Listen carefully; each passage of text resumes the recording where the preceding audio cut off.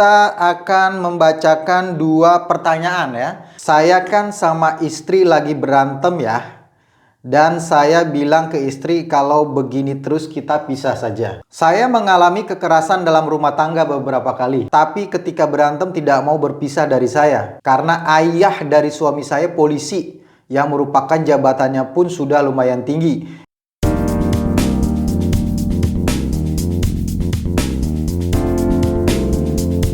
Assalamualaikum warahmatullahi wabarakatuh. Kembali lagi di YouTube channelnya Halo Pengacara.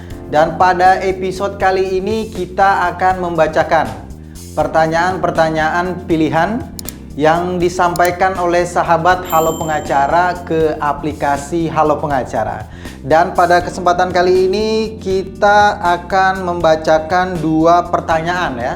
Dua pertanyaan yang terkait dengan hukum keluarga atau dalam hal ini terkait dengan rumah tangga ya. Ada yang juga yang berkaitan dengan cerai ya.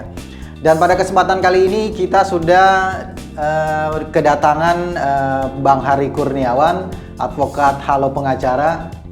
Selamat datang Bang. Selamat datang. Sehat ya Bang ya? Alhamdulillah. Ya, langsung saja ya. Kita akan bacakan dua pertanyaan Bang yang disampaikan melalui aplikasi Halo Pengacara. Ini ada yang pertama dari berkaitan ya? Berkaitan. Ini makanya kita ada pertanyaan pilihan ini karena dia berkaitan, maka kita akan langsung jawab sekaligus ya. Tapi kita jawab satu-satu. Dalam satu sesi ya, Bang? Ya, siap. Yang pertama itu dari Bapak Y ya, terkait dengan pertanyaannya begini Bang. Nanti juga kita akan tampilkan di sini ya. Kak, mau tanya. Saya kan sama istri lagi berantem ya. Dan saya bilang ke istri kalau begini terus kita pisah saja. Berantem secara mulut saja, nggak main fisik, biasalah salah paham. Nah, pas saya pulang kerja, anak saya diambil dua-duanya, dibawa sama istri dan mertua saya. Pas saya mau ambil, nggak boleh. Kan saya bapaknya, kepala rumah tangga, jadi saya dong yang paling berhak dengan anak itu. Coba minta nasihatnya. Dia minta nasihat Bang. Gimana ya Bang? Kalau nasihat agama ke ahli agama gitu ya? Iya. Ini berarti nasihat hukum. Iya. Nasihat hukum. Berarti ini permasalahan hukumnya secara umum bisa kita katakan bahwa ada permasalahan terkait dengan rumah tangga gitu ya Bang ya, di mana yang bertanya ini adalah Bapak Y, istrinya itu pergi meninggalkan dia pada saat dia sedang kerja, membawa dua anaknya bersama mertuanya gitu ya. Pas dia mau minta kembali, mau ambil kembali nggak boleh gitu. Ini secara hukum bagaimana Bang sebenarnya Bang? Ya, pada prinsipnya itu sebetulnya kan hubungan kalau di undang-undang perkawinan itu ya. Undang-undang nomor berapa Bang? 174 ya. 174 itu ya, 1974 ya. Bahwasanya perkawinan itu untuk menciptakan intinya ya, pada pokoknya itu keluarga yang harmonis, yang kekal abadi ya. Kekal dan abadi ya, gitu. Nah, ketika dia sudah ada goncangan, baiknya sebelum proses yang berlanjut yang menjelimet itu, ya baiknya dibicarakan dulu secara kekeluargaan. Permasalahannya di mana, ada apa yang jadi permasalahan utamanya gitu. Nah, tapi kalau misalkan ini kan sudah ada aksi ya. Aksinya itu yaitu tadi anaknya dibawa segala. Nah, yang pertama katanya dia sudah mengucapkan. Nah, kalau di dalam hukum positif di Indonesia itu sesuai dengan kompilasi hukum Islam, perceraian itu terjadi di muka hakim, di muka pengadilan. Iya, berarti melalui hadapan sidang gitu ya. Iya. Jadi tidak serta-merta ketika seseorang itu mengucapkan talak mengucapkan pisah, kata itu pisah gitu ya. dinyatakan pisah saat itu. Tapi saya nggak tahu kalau misalkan secara aturan agama ya. Tapi kalau secara hukum itu masih belum. Kenapa? Karena perceraian itu dianggap sah ketika di hadapan hakim. Artinya harus sidang di pengadilan gitu ya. Baik. Itu sesuai dengan kompilasi hukum Islam dan undang-undang perkawinan. Kalau terkait dengan ini tadi kan dia bilang anaknya dibawa sama istrinya gitu ya, sama mertuanya. Kemudian dia mau ambil tuh mungkin dalam pengertian dia mau bawa lagi gitu kali ya. Nggak boleh gitu. Dia berpandangan bahwa dia adalah ayah yang paling berhak gitu. Kalau dalam pandangan undang-undang itu sebenarnya anak itu posisinya seperti apa sih? Iya. Kalau anak itu kan sebetulnya dia itu penerus cita-cita dari keluarganya, dari orang tuanya, baik ayah atau ibunya. Gitu. Jadi masing-masing pihak ini ya berhak atas anaknya. Begitu pula sebaliknya. Anak ini memiliki hak juga dikasih sayang baik oleh ibunya maupun oleh ayahnya. Artinya tanggung jawab untuk mengurus, mengasuh, dan sekaligus bertanggung jawab memberikan kasih sayang itu kedua-duanya. Betul. Tidak pada porsi yang gue paling berhak, suami paling berhak, atau istri paling berhak. Karena memang di dalam undang-undang itu kan kepentingan anak yang paling diutamakan gitu ya. Kecuali nanti kita lihat kalau misalkan si itu berlanjut masuk ke pengadilan, nanti majelis hakim apa putusannya. Tapi yang paling utama pasti itu putusannya tidak menghalangi baik ayahnya atau ibunya untuk bertemu dengan anaknya untuk memberikan kasih sayang. Meskipun itu hak asuhnya atau hak donahnya di salah satu pihak. Betul. Gitu ya. Iya, baik. Artinya kesimpulan dari pertanyaan ini adalah yang pertama bahwa nasihat yang diberikan oleh Halo Pengacara yang pertama itu apa tadi Bang? Bahwa perpisahan atau perceraian itu tidak serta-merta putus atau tidak sah kalau belum secara hukum diajukan gugatan atau permohonan di pengadilan agama. Betul. Itu yang pertama. Yang kedua itu bahwa siapa yang paling berhak terhadap si anak ini di dalam undang-undang tidak diatur ya mengenai siapa yang paling berhak. Justru yang diatur adalah kewajiban. Betul. Bahwa baik istri maupun suami mempunyai kewajiban yang sama untuk membesarkan, menumbuh kembangkan anak gitu ya, demi kepentingan anak. Itu yang pertanyaan yang pertama ya Bang ya. Siap. Kita beralih kepada pertanyaan yang kedua Bang. Ini dari Ibu I ya, Ibu I, inisialnya Ibu IBC ya. IBC ya, Ibu IBC ya. Nggak ketahuan dari mana asalnya. Iya. Di sini di sini beliau tidak mencantumkan ya alamat ya, hanya nama saja. Ini pertanyaannya adalah, saya mengalami kekerasan dalam rumah tangga beberapa kali. Karena posisi untuk meredam ya jika sudah baikan seperti tidak terjadi apa-apa. Suami saya tapi ketika berantem tidak mau berpisah dari saya. Karena ayah dari suami saya polisi yang merupakan jabatannya pun sudah lumayan tinggi. Jadi dia merasa mempunyai perlindungan.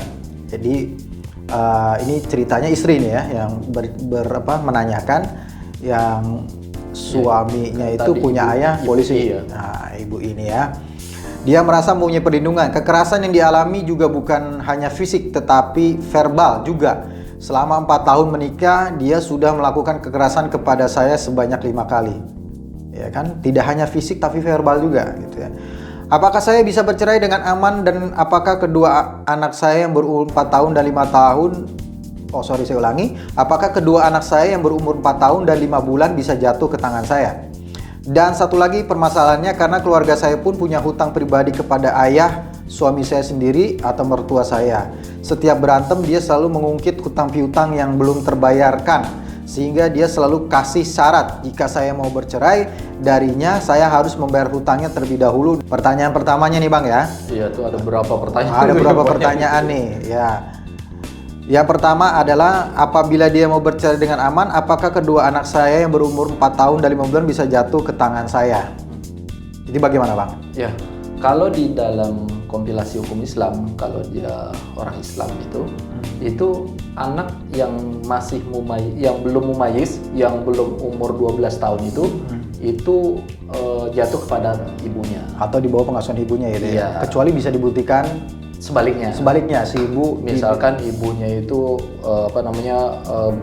pelaku perzina, kemudian dia mabuk, mabuk. gitu. Tidak bisa mengurus anak intinya ya. Intinya anaknya bisa telantar lah kalau misalkan diasuh sama bisa ibunya. mempengaruhi secara buruk gitu ya Tumbuh kembangnya. perkembangan. Betul. Iya. Jadi untuk pertanyaan pertama ini untuk anak secara hukum ya. Untuk anak yang belum mumayyiz itu di bawah 12 tahun itu secara hukum di kompilasi hukum Islam itu menjadi hak adonannya itu berada di ibunya gitu ya. Iya.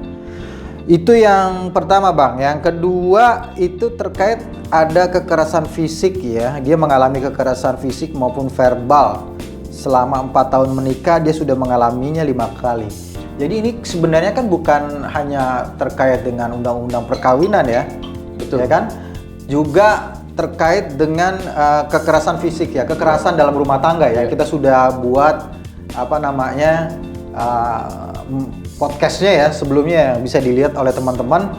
Kita sudah membuat beberapa kekerasan-kekerasan yang terjadi di di dalam rumah tangga.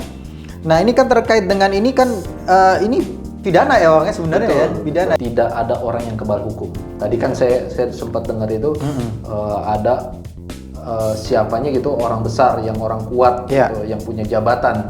Nah perlu diperhatikan bahwasanya di Indonesia ini tidak ada orang yang kebal hukum.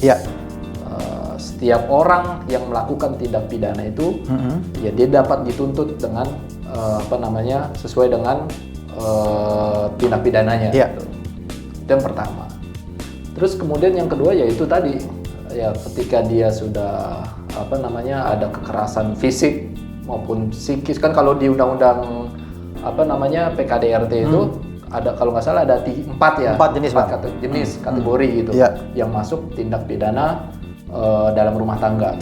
Yang pertama itu kekerasan fisik, kemudian kekerasan psikis, psikis dulu ya. Psikis, kemudian penelantaran perekonomian itu yang terakhir ya. Kekerasan seksual sama penelantaran. Nah, ketika itu sudah salah satunya itu terpenuhi maka dia bisa dijatuhkan pidana ya, ada ancaman pidananya ya.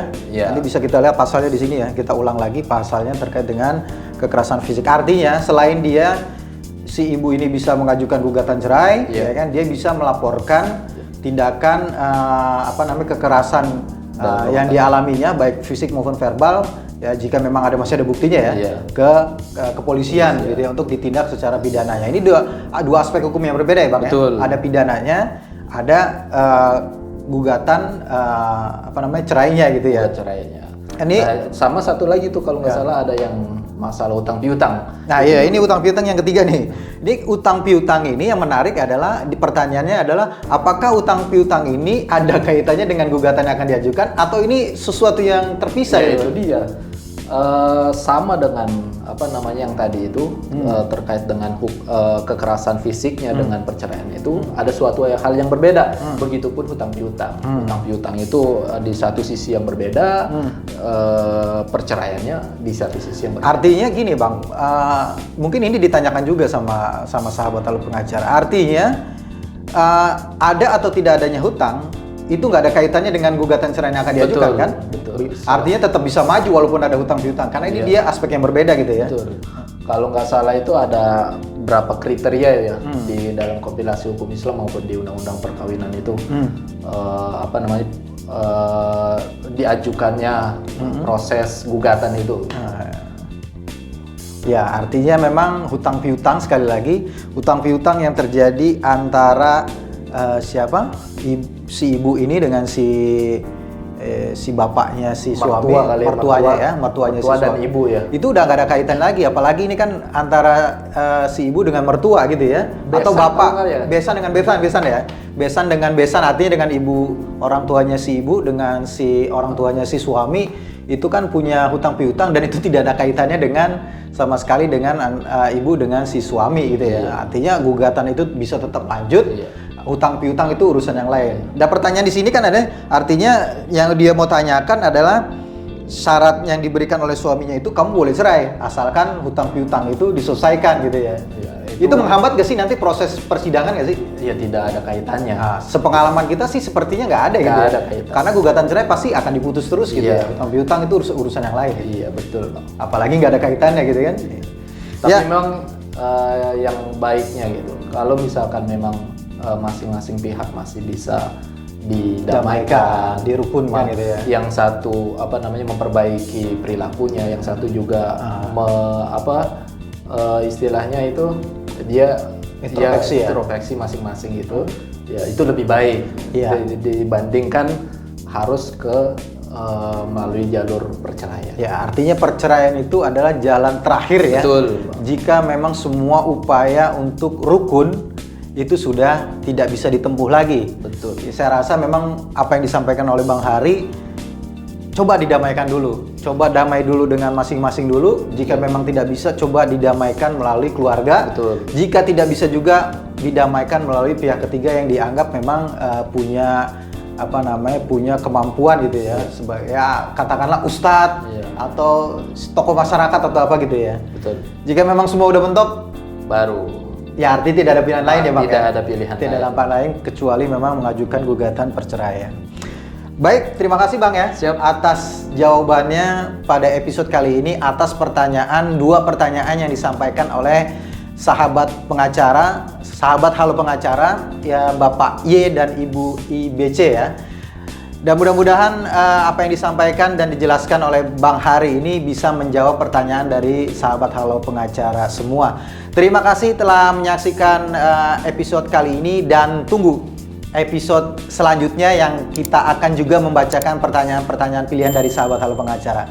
Terima kasih, salam Halo Pengacara. Assalamualaikum warahmatullahi wabarakatuh. Waalaikumsalam.